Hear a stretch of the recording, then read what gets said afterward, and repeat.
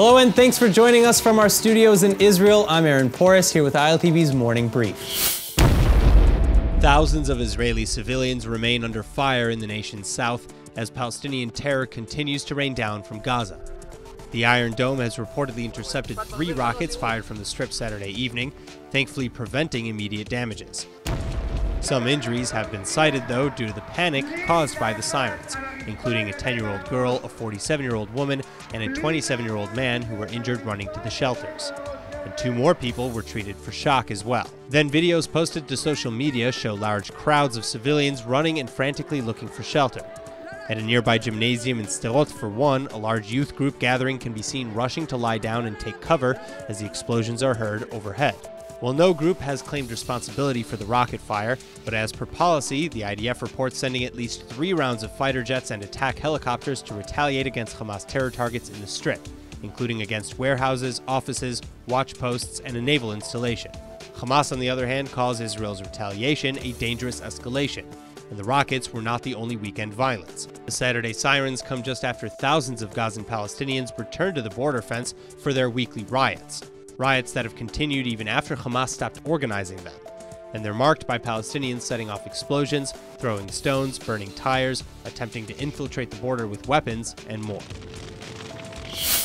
It looks more and more like third elections are around the corner now, as the deadline to choose a prime minister-elect is just 3 days away, and major party leaders are walking away from the negotiating table.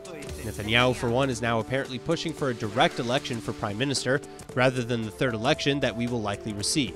And under this plan, the nation would vote for either Netanyahu or Gantz, and the winner would form the next coalition.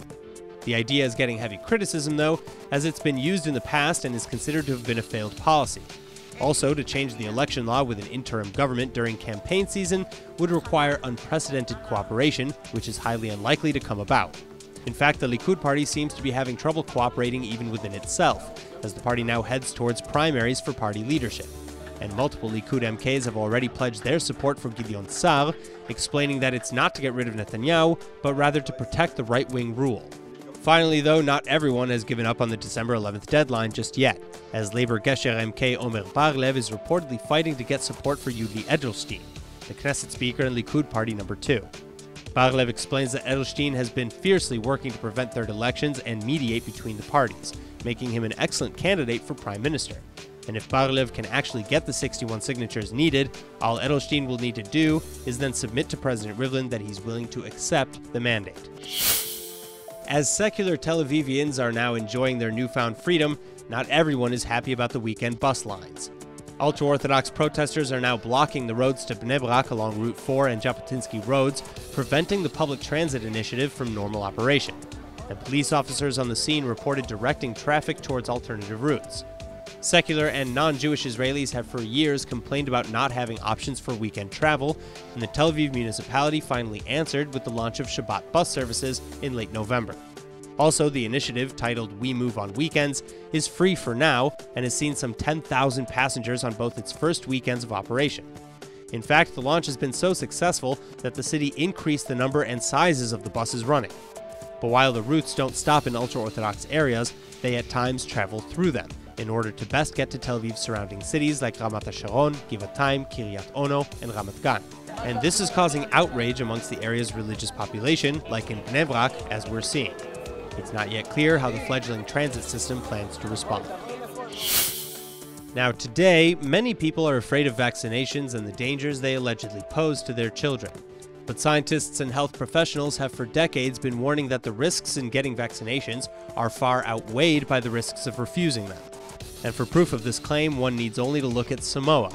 The island nation is currently battling an epidemic outbreak of the measles that started in October, and in the 2 months since the outbreak began, 63 people, mostly children, have already died. While Israel has now sent an emergency medical team to Samoa in coordination with the World Health Organization, and in addition to teams sent already from Australia, New Zealand, France, Britain, China, Norway, Japan, the US, and the UN. Further, as part of their efforts, government and foreign aid workers have been frantically spreading vaccines to as many people as possible over the last few weeks. Then those promoting anti-vax information are now coming under fire too, as Samoan authorities arrest an anti-vax social media campaigner and announce that anti-vax propaganda will no longer be tolerated from Samoan citizens. That's all for now, but for more news from Israel, remember to like ILTV on Facebook and on Instagram, and to subscribe to us on YouTube. I'm Aaron Porras, and see you later with our main daily broadcast from Israel at 2 p.m. Eastern Time.